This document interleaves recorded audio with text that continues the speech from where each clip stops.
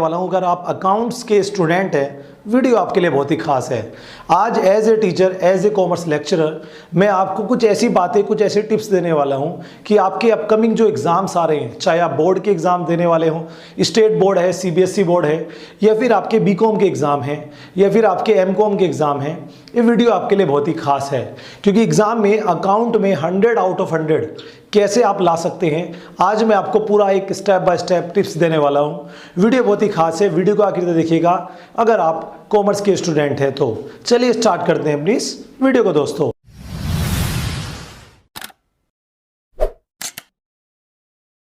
Guys, अगर आप भी हैं 9 से लेकर 12th क्लास में तो ग्रेट न्यूज आप सबके लिए वीडियो के बीच में।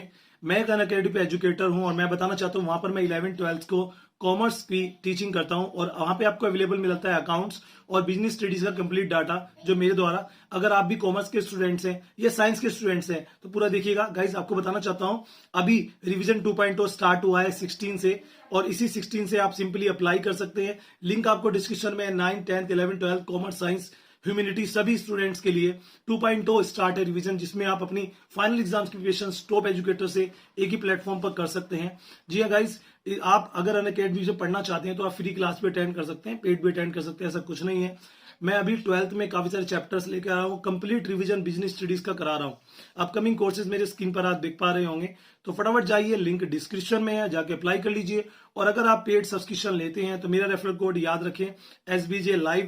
When you use it you will get 10% discount over there, और आपको बहुत अच्छे से स्टडी करेंगे, क्योंकि लाइफ में ये मौका दोबारा नहीं आएगा। जो मार्कशीट आपकी एक बार बन गई, ये आप चेंज नहीं कर सकते हो। इसलिए फटाफट जाइए, एनरोल कर लीजिए आज इन सभी रिवीजन कोर्सेज को, link in the description. Guys, Marshal Gaurav Bhardwaj, और मैं पिछले 10 वर्षों से अपने स्टूडेंट्स को अकाउंट्स टीच कर रहा हूं। और that time I was a student, I was good in accounts. मेरा अकाउंट्स पढ़ाना एक पेशा नहीं है, मुझे एक शौक है, क्योंकि मुझे बहुत अच्छा लगता है। और साथ में मैं टिप्स भी देता रहता हूँ अपने स्टूडेंट्स को करियर गाइडेंस से रिलेटेड। तो चैनल पर नहीं है तो चैनल को सब्सक्राइब कर लीजिए, बेल आइकॉन प्रेस कर लीजिएगा। गाइस, अभी बेसिकली मैं आपको बताना चाहता हूँ कि काफ़ी सारे स्टूडेंट मेरे ऐसे हैं जिनके 90+ मार्क्स, और यहाँ तक कि CBSE स्टूडेंट जिनके 100 आउट ऑफ 100 भी आ चुके हैं। अब ऐसा नहीं है कि हमें फुल मार्क्स नहीं मिल पाते। फुल मार्क्स लेने के लिए एक स्ट्रैटेजी बनानी पड़ती है। तो अगर आप एक सही स्ट्रैटेजी बनाएंगे तो आपके मार्क्स डेफिनेटली आएंगे। हमारे मार्क्स कम क्यों रहते हैं? क्योंकि हम लोग स्टडी करते हैं, हम लोग बुक पे रीडिंग करते जाते हैं, रिवीजन पे रिवीजन करते जाते हैं, लेकिन वो स्ट्रैटेजी जो हमें एग्जाम के लिए प्रिपेयर करनी होती है, उस पर हम कभी भी फोकस नहीं करते। तो आज अपन इस बारे में बात करेंगे कि हमें कौन कौन सी चीज़ें ध्यान रखनी है अभी से ही, क्योंकि अभी चल रहा है नवंबर का मिड है और ये ख़त्म होने वाला है दिसंबर, जनवरी और फरवरी। कुल मिलाकर अभी से 3 महीने आपके पास है। 3 महीने का मतलब है 90 डेज, अगर एक्सेस जोड़ ले तो 100 डेज मैक्सिमम आपके पास है। तो कैसे हम 100 डेज में 100 मार्क्स अकाउंट्स में ला सकते हैं, पूरा आप ध्यान से समझिएगा। गाइस, मेरा एक और चैनल है अकाउंटिंग गुरुजी, उसका लिंक डिस्क्रिप्शन में दे दूंगा। वहाँ पर बीकॉम की और क्लास 11 12 की वीडियोस काफ़ी सारी अकाउंट से रिलेटेड और बिजनेस स्टडी से रिलेटेड अवेलेबल हैं। तो वहाँ पे जाकर आप लर्न कर सकते हैं। It is free for my students. Link उसका डिस्क्रिप्शन में, जाइए विजिट करिए।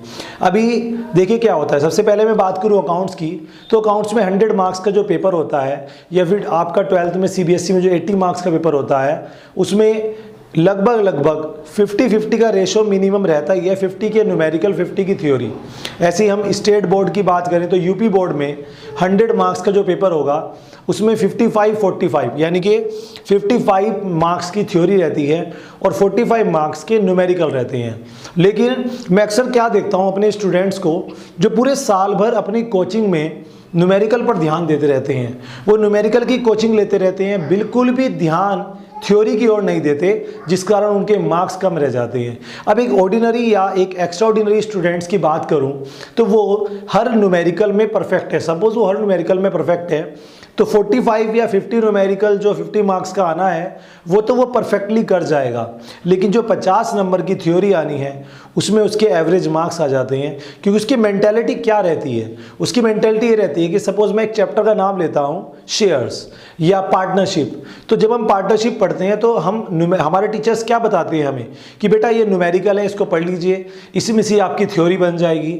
लेकिन एक परफेक्शन वाली बात अगर मैं कहूँ तो न्यूमेरिकल से थ्योरी बन तो जाती है, जी हाँ दोस्त, न्यूमेरिकल से थ्योरी बन तो जाती है, लेकिन उस थ्योरी में परफेक्शन नहीं आएगा। आप उसे वहाँ बनाकर लिख के आओगे, और जब आप उसे बनाकर लिख के आओगे तो टीचर भी आपको एवरेज मार्क्स देगा। इसीलिए उस 50 नंबर की थ्योरी में हमारे नंबर 25, 30 ऐसे आ जाते हैं, और हमारे नंबर फिर 70, 75 या किसी के 60 और किसी के तो 50 ही नंबर रह जाते हैं, 100 के करीब क्यों नहीं पहुंच पाते हैं। तो अभी मेरी जो बात बताने वाला उसको फॉलो कीजिएगा। सबसे पहली बात, अभी से ही स्ट्रेटजी बना लीजिए कि थ्योरी कितनी आनी है। जी हाँ दोस्त, अब थ्योरी में कैसे करें, तो सबसे पहले जितने भी स्टेट बोर्ड वाले मेरे स्टूडेंट हैं उनसे मैं कहूँगा कि पिछले 10 ईयर्स आते हैं। जी हाँ दोस्त, 10 ईयर्स आते हैं, वो 10 ईयर आपको मार्केट में मिल जाएंगे। अब आप कहेंगे 10 ईयर क्या होता है? 10 ईयर एक अनसोल्ड पेपर होता है जिसमें लास्ट 10 ईयर्स के एग्जाम पेपर्स होते हैं। चूंकि पैटर्न चेंज हो चुके हैं तो लास्ट 10 ईयर ना होकर लास्ट 3 ईयर, लास्ट 5 ईयर के एग्जाम पेपर अनसोल्ड वो लेकर आइएगा। फिर उनसे आप एक चीज़ बनाइएगा, क्या? जो क्वेश्चन रिपीट हो रहे हैं।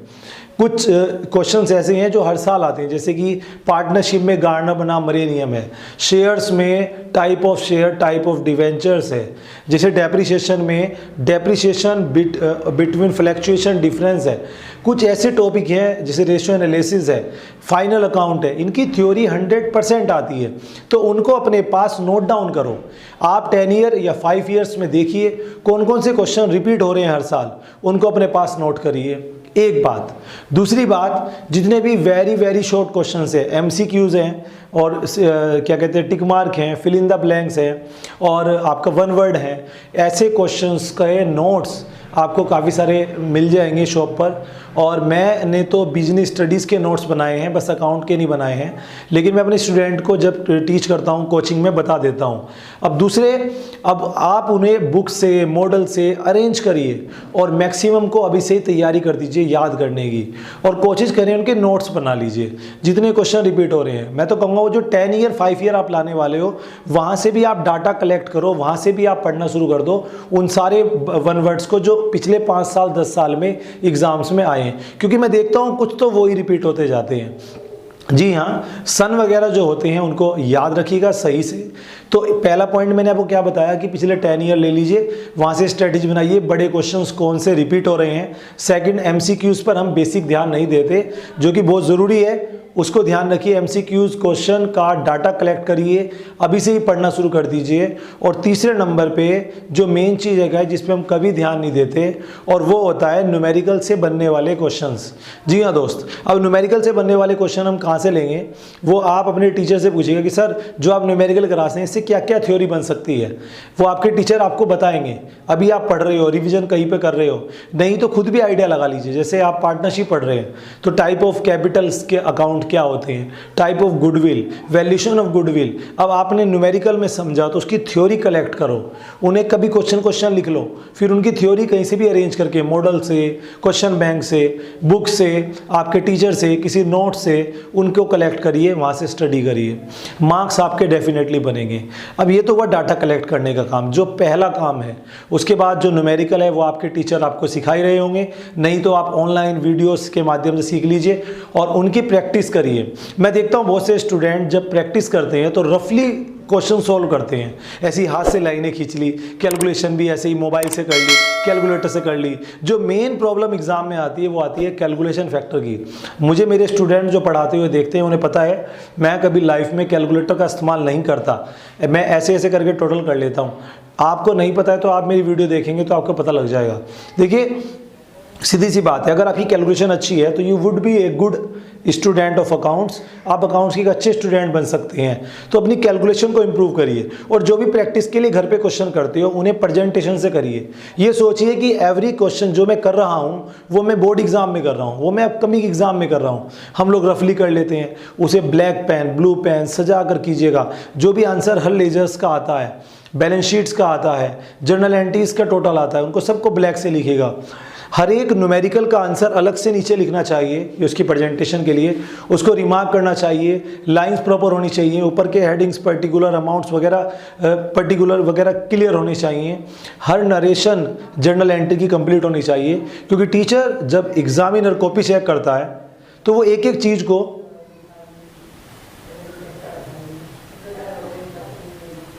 चीज़ को बहुत बारीक से देखता है, जो मुझे लगता है कि आपको उस चीज़ पर फोकस करना चाहिए। आज के स्टूडेंट की अगर मैं बात करूं तो वो हमेशा स्टडी में लगा रहता है कि सर मैं ये वाला क्वेश्चन करा दो, सर मैं ये चैप्टर कर लेता हूं, मैं इसका रीजन कर लेता हूं, मैं ट्यूशन में टेस्ट दे देता हूं, मैं कॉलेज में टेस्ट दे देता हूं, लेकिन एग्जाम की स्ट्रेटजी हम नहीं बनाते। जिस कारण मैं कोई आपको टाइम टेबल बनाने के लिए नहीं कह रहा हूँ, मैं आपको स्ट्रेटजी बनाने के लिए कह रहा हूँ। अगर आप अभी से स्ट्रेटजी बनाएंगे तो you would be get 100 marks in upcoming exams. और लास्ट जो मेन चीज़ है वो है, जब आप एग्ज़ाम में जाएंगे तो वहाँ पे जाकर आपको प्रेजेंटेशन का विशेष ध्यान रखना है। और दूसरी जो सबसे बड़ी प्रॉब्लम है वो है टाइम मैनेजमेंट की। बहुत सारे स्टूडेंट ऐसे होते हैं जो 3 घंटे का एग्ज़ाम होता है उसमें न्यूमेरिकल पहले कर लेते हैं, लेकिन जब न्यूमेरिकल करते हैं तो उन्हें न्यूमेरिकल में, कैलकुलेशन में या किसी चीज़ में बहुत टाइम लग जाता है। फिर वो अपनी जो थ्योरी करते हैं उस थ्योरी को शॉर्ट कर देते हैं, क्योंकि उनके पास टाइम नहीं है, जिस कारण उनके मार्क्स कम रह जाते हैं। हमें अभी से ही अपने आप को ऐसी स्ट्रेटजी बनानी है कि 3 आवर्स में जो हमारा एग्जाम होना है वो कंप्लीट हो जाए। अब वो कैसे होगा? आप घर पर टाइमर लगाइए, स्टॉप वॉच लगाइए, किसी भी क्वेश्चन को, जैसे कोई एक क्वेश्चन कर रहे हैं आप और आप देखते हैं कि आज आपने वो क्वेश्चन 30 मिनट्स में किया है, 40 मिनट्स में किया है, तो आप उसे नेक्स्ट टाइम उससे जल्दी और उससे बेटर करने की कोशिश कीजिए। अलार्म लगाइए, टाइम लगाइए, स्टॉप वॉच चलाइए, देखिए आप नेक्स्ट टाइम उस क्वेश्चन को कितनी देर में कर देते हैं। किसी भी क्वेश्चन में मिनिमम टाइम लगना चाहिए अकाउंट्स के, ये एक मेन स्ट्रेटजी होनी चाहिए स्टूडेंट्स की। आप किसी क्वेश्चन में अगर पौन घंटा लेते हैं, आधा घंटा लेते हैं, तो नेक्स्ट टाइम 5 मिनट घटे कि नहीं घटे ये देखना चाहिए, क्योंकि एग्जाम में जितना कम समय आप न्यूमेरिकल्स को देंगे, परफेक्शंस देंगे, उतना टाइम आपको मिलेगा थ्योरी पोर्शन के लिए। और जब आप थ्योरी लिखेंगे तो वहाँ भी आपकी प्रेजेंटेशन आएगी। आज मेरे स्टूडेंट्स की प्रेजेंटेशन क्यों नहीं आती?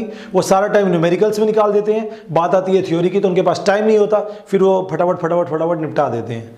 यही रीज़न है गाइस नंबर कमाने के। छोटी छोटी बातें, बहुत ज़रूरी बातें आपको विशेष ध्यान रखनी चाहिए। अभी से इन चीज़ पर फोकस करोगे तो 3 महीने हैं आपके पास, ये तो 4 हो गए, सॉरी 3 महीने हैं आपके पास, और 3 महीने बाद आप एक बढ़िया स्टूडेंट निखर कर आगे आओगे। और ये मेरे टिप्स आपको इसी एग्ज़ाम में नहीं, फ्यूचर में कभी भी आपके अकाउंट्स रिलेटेड एग्जाम होंगे तो वहाँ पे आपको बेनिफिशियल महसूस कराएगा। Thank you very much video को देखने के लिए।